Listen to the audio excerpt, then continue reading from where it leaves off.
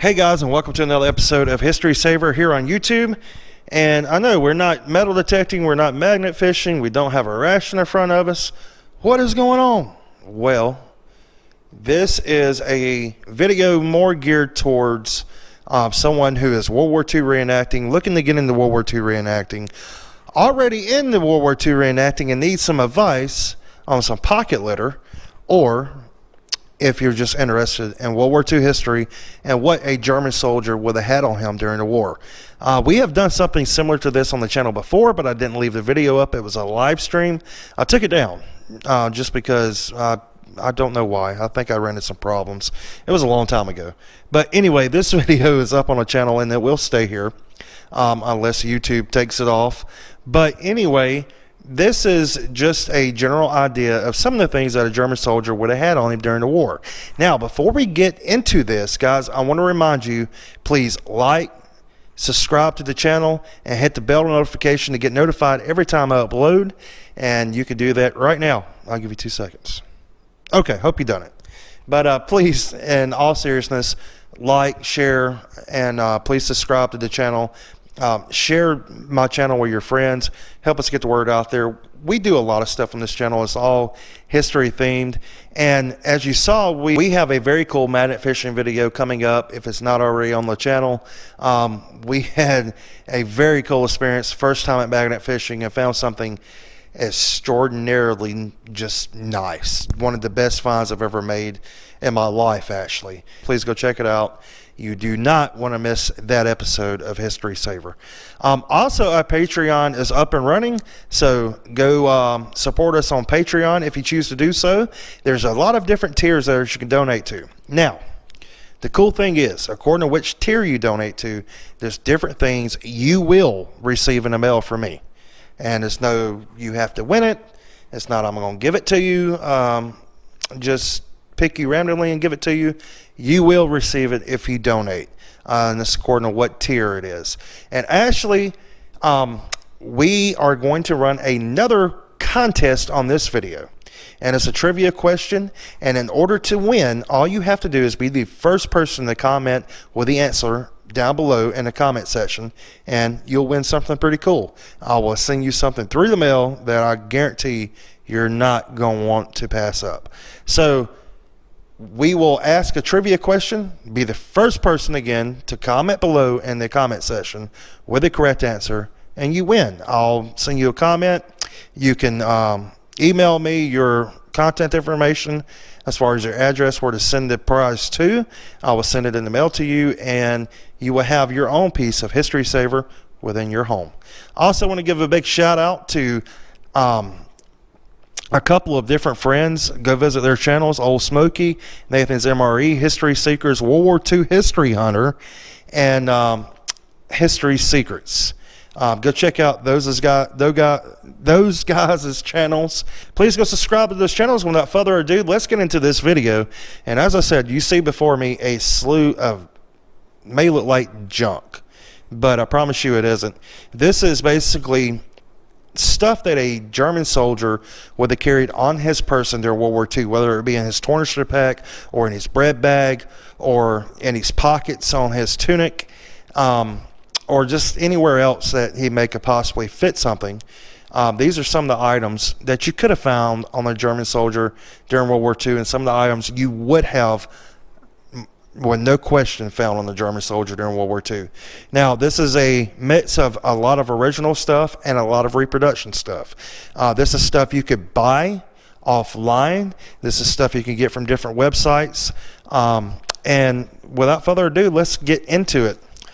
First of all, if you're a soldier, German soldier during World War II, just as with the United States, you know, most of those guys would have had to have some way to sew their uniforms as buttons come off, or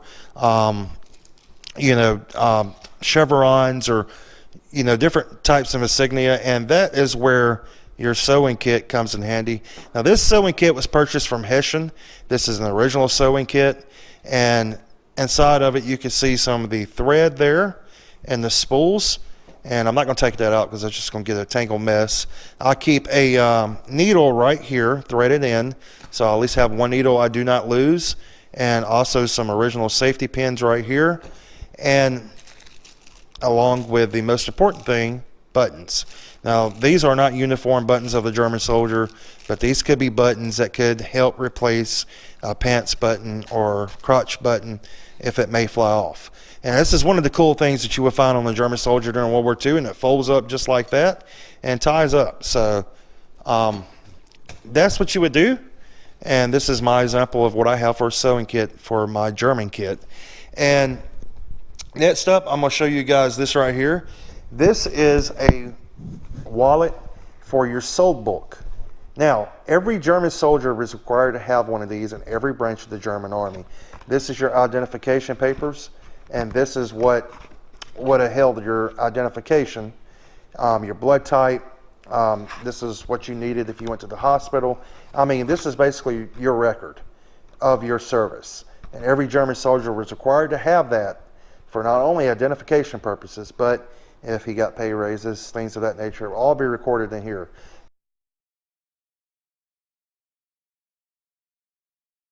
And this is just a reproduction paperwork that I keep in here of pass. You can see the reproduction German stamps on here. Very nicely done. And got that at an event, thought it was very cool.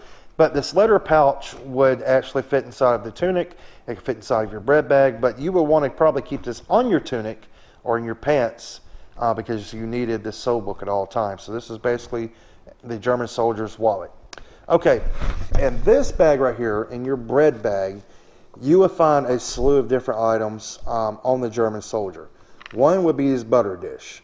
Now, this could keep jam, honey, butter, whatever kind of food or anything else that he may wanted to keep and keep the bugs out. He would keep it inside of here. Now, inside of this one right now, this is where I keep my SBIT tablets. And that goes right here in my bread bag. Now, along with also this in my bread bag, I do put other things in there. I do put a tube of this, and you've seen this on the channel before. If you haven't, please go see that video. This is coffee conserve. This is basically chocolate and coffee paste.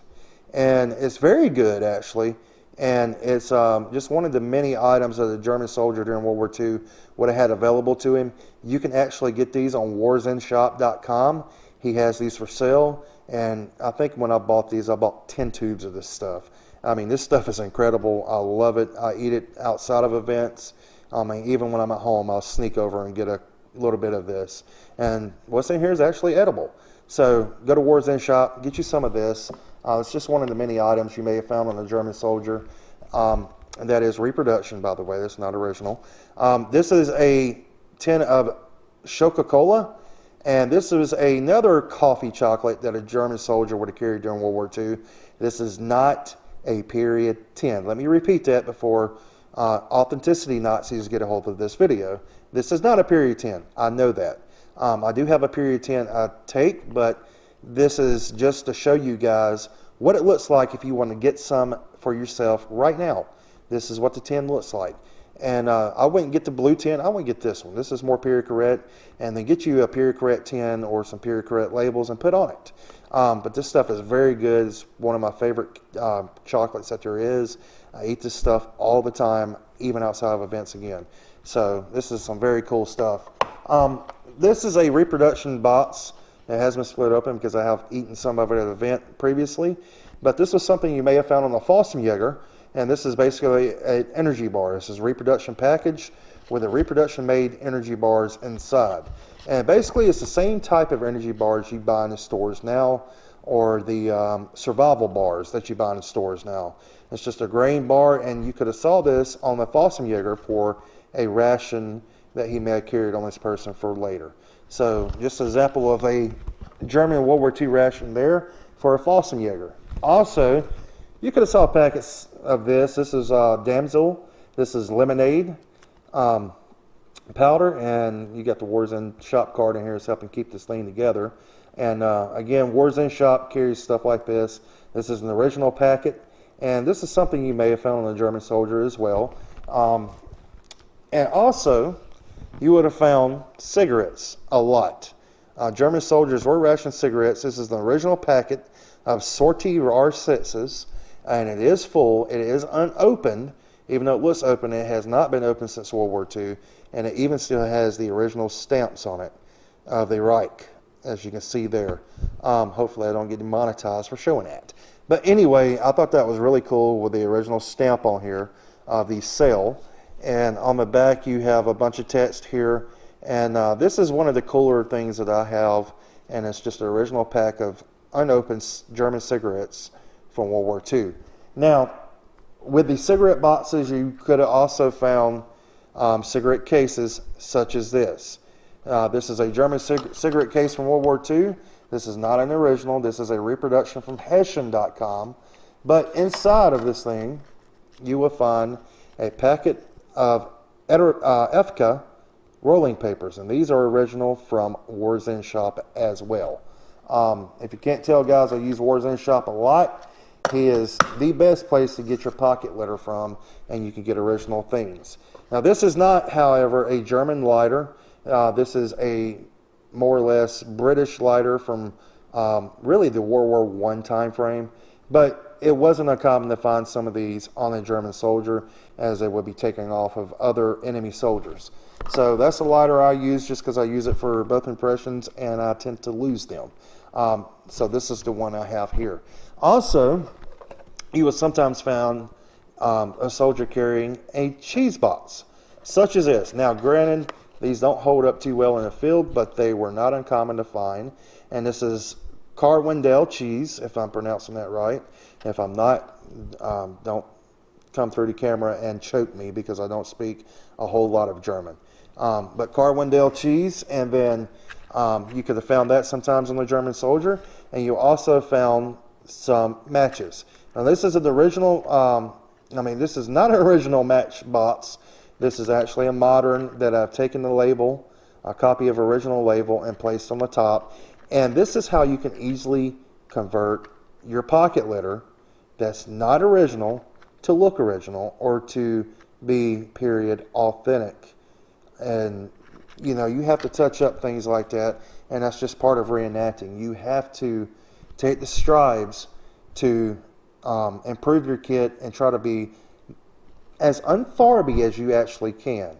Now, you also would have found in the field that a soldier needed to, of course, shave and have other means to hygiene themselves, to brush their teeth, to wake up in the morning and do the same thing we do today, shower, shave, brush your teeth, brush your hair, all that good jazz. Now, this is the kit that I keep all of this stuff in. This is basically your shaving kit. I have my shaving brush here with the horse brush on the end. I have a razor. Now, this is actually a Van der Hagen razor. You can actually buy these at Walmart. These are period correct, and the blades change out. You can buy the blades for them, and you don't have to use a 75-year-old razor, because God only knows what can happen, because some people are dumb enough not to change the blades out, just being honest. But this is a reproduction razor, or a modern razor, but it is period correct. And this is a reproduction bar of shaving soap. This is a reproduction bar of shaving soap, and you could also get these in War's End Shop or WWII-soldier.com, places like that. Also, you would have found within this kit a mirror of some sort. And this is the mirror I have. It's a very nice mirror. This is actually from Hessian as well. And if I can get it open here with one hand, which I don't think I'm going to be able to. There we go. It has a little handle that folds out, and you can hang this thing, you can hold it just like this, or you can do whatever with. And it's a very nice mirror, and it's period correct. And also, just a simple black or bone comb with do you. Now, for your tins here, you have Nivea cream. This is a full can of Nivea cream with reproduction stickers on it. And this is a original can of Nivea cream. It's empty, there's nothing in it, but there's it's an original can of Nivea cream that the German soldier would have carried on them from World War II. Now, this is an original peppermint can. You could have had some peppermints in there to help keep your breath fresh. Now, this box is was something that I added to my kit. This isn't original. I think it's very cool, but it is a basically toothpaste box. You can keep your toothbrush, which is generally out of wood or some type of plastic, or your toothpaste, which I have Marvis toothpaste here, which was a toothpaste from correct toothpaste from the time frame. Also, it wasn't uncommon to find a bar of soap on the German soldier. This is a bar of Flamer soap, or Flamer soap, or however they pronounce it, and it is an original bar soap. Let's see if I can open it here. This stuff is pretty easy to come by. You can find these on different websites. Hessian has them, Warzone Shop has some, but you can see the bar soap here, Flamer, and it still smells great. I mean, it's got an old smell to it, but it still smells absolutely great. The box is intact, and that's the way I hope to keep it. Now, also, you would have found towels such as this. You can see the SS stamp towel here. You would have found a couple of those on the soldier. You had your toque, and I have a homespun bag here that I keep a lot of my items that you see here in, and then I keep it in a separate bag so it doesn't simply spill out. And a lot of these items will be carried in a tornister. This is a 1939 original tornister with the fur backing on the front here. And you also would have had, of course, your canteen and your mess kit. Now, inside of my mess kit, and this is just how I'll do it. Now, warning, you're gonna see some farbiness here, but your cup comes off just like this. I either keep my spoon and fork inside of here, which it's not wanting to come out with one hand. I'll get that out later. And I also keep my Esbit tablets inside of here with my Esbit stove. This is an original Esbit stove. I keep a hand towel in here as well. And you can tell it's been used because it's a little dirty. I keep some coffee. I have another tube of this coffee conservator, as you can tell. I like it. And I keep a little can of meat on the inside as well. And that is just so if I'm in a field and we have a break for lunch, I can get to it pretty quickly and make me a cup of coffee or tea or whatever. And we're actually going to do that here in a minute, and I'll show you how this little Esbit stove actually works. So we're going to set up for that, and we'll be back with you guys in about 2 seconds. All right, guys, we are back with you. We have everything set up now. Our mess tin is right here that you just saw, our mess kit. And we got everything we need out of it. We have our tea right here, our towel. We've got some English, not German, I know, but English biscuits. This is McVitie's biscuits, here correct. We have some coffee conserve paste there. We have our Esbit stove, our spoon and fork, and our top to this mess kit folds out into a pan, or it can also be a cup. And we have our canteen here with a canteen cup on the top, and these German canteens with unlatched at the top, and they will have the strap come off, and you will have a cup here. Now this cup will be used to drink coffee or whatever out of, but we're not going to use that. We're going to actually use our pan that we're going to heat this up in, and we're going to open our canteen. We're going to open it up. This is a 38 dated reproduction canteen. This is not an original. We're going to pour our water in our pan there, and guys, okay, let's cut that. Okay, guys, we're back with you. We've got a water here, water that is not white and looks like it needs to be disinfected 50 times. So we're going to pour our water into our cup here. We're going to set that to the side. We're going to close our canteen back up. And these canteens with this strap on the top can be a pain to close, but you know, this is what these guys had to deal with. And you will see canteens of all different variations for the German army, but this was the most common. You will see some of these actually looks like a coconut kind of. Okay, this is the most common. We're not going to use a canteen cup. That will be replaced back on the top of the canteen there, but we're not going to do that right now. Now we're going to take our Esbit stove. This is an original Esbit stove, German Esbit stove from World War II. It's still usable. You open it up like so. Inside I have some matches and our Esbit tablets. And we're actually going to take and put one of these Esbit tablets in here now. And we're going to grab us a dish to set this on, because it does get very hot very quickly. And these matches are kind of wet that was in here for some reason. So I'm not going to use those. Instead, I'm going to use a lighter. And let's see if we can get this Esbit tablet to actually light for us.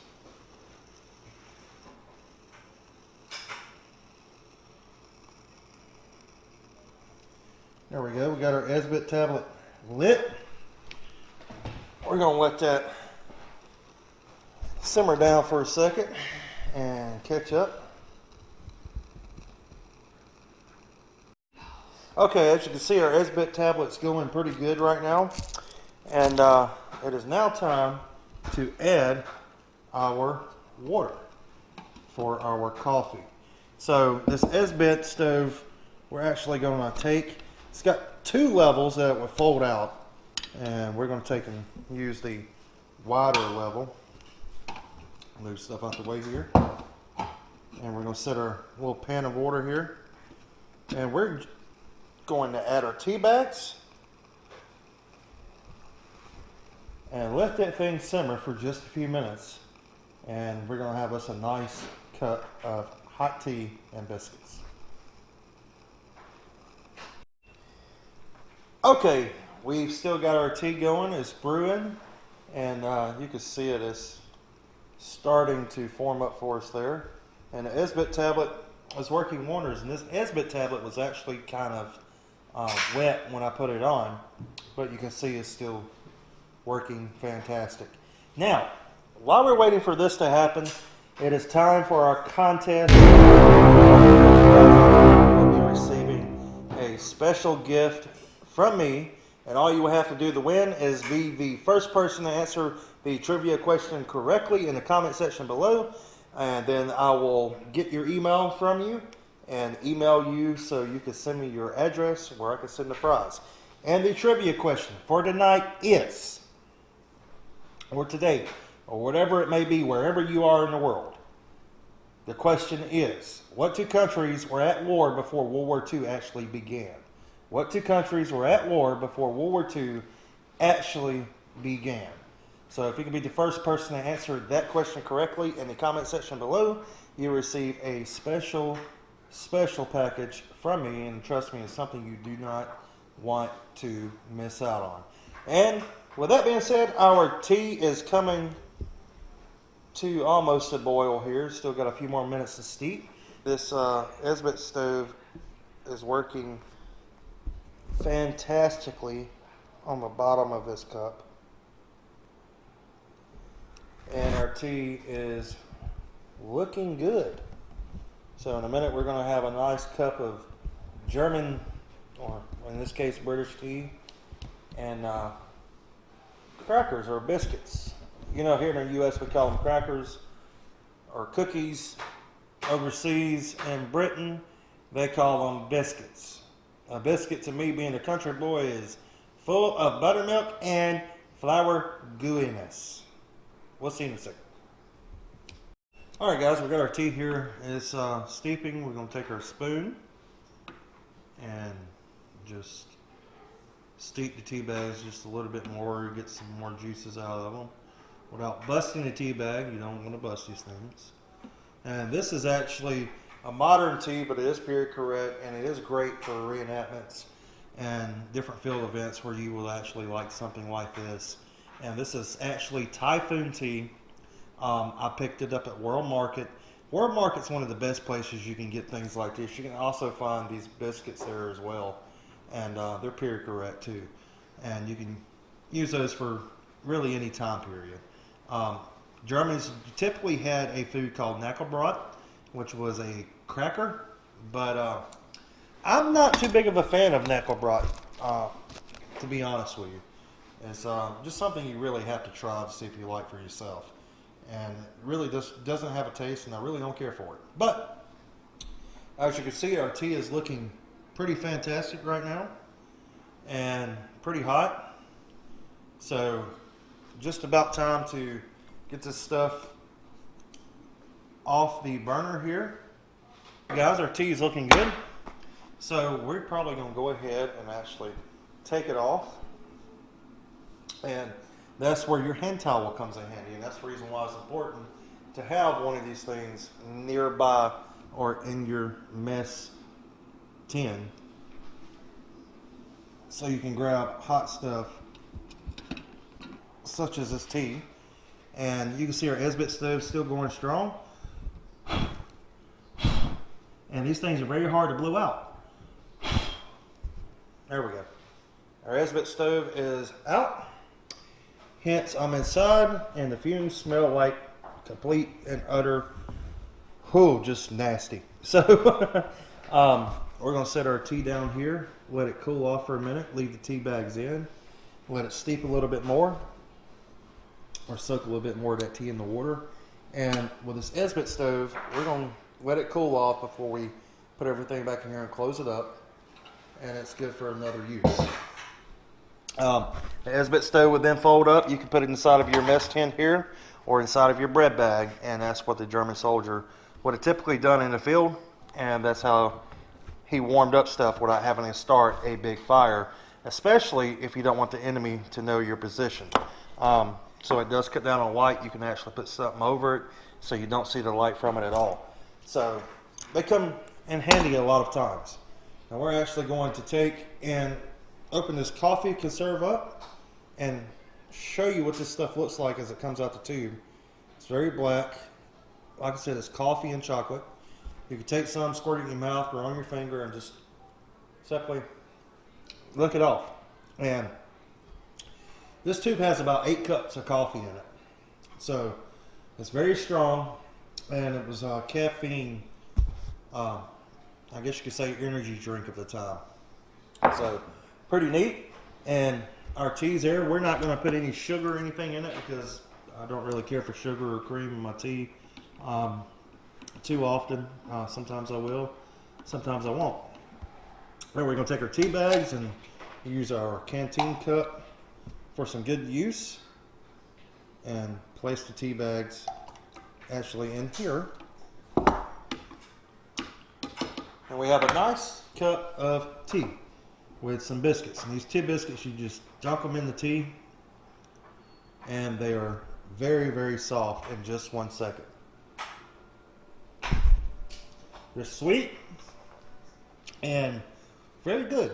So if you're looking for something to add to your impression in the field, and they're very soft, just a warning after you dunk it. But if you're looking for something to add to your impression in the field, these are certainly the way to go, and they're very good. You can pick these up at World Market. You can pick up the tea at World Market, coffee, whatever. That kind of stuff you could usually pick up at a grocery store or places like World Market. Just World Market's probably the easiest and best place to get this kind of stuff around me. So it doesn't necessarily have to be World Market, but that's just the place I prefer. But guys, we're gonna try some of this tea.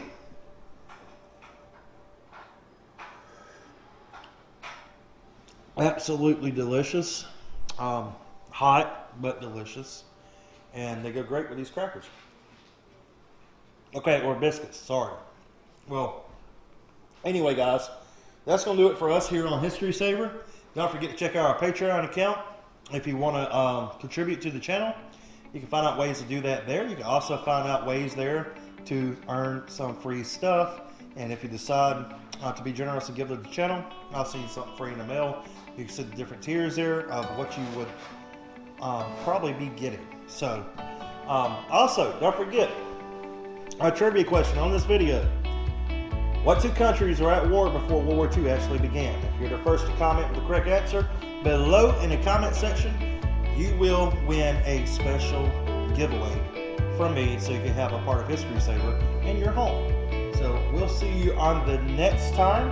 And guys, until then, get dirty, preserve history, and make sure that you're teaching others. We'll see you next time, guys. Thank you for joining us.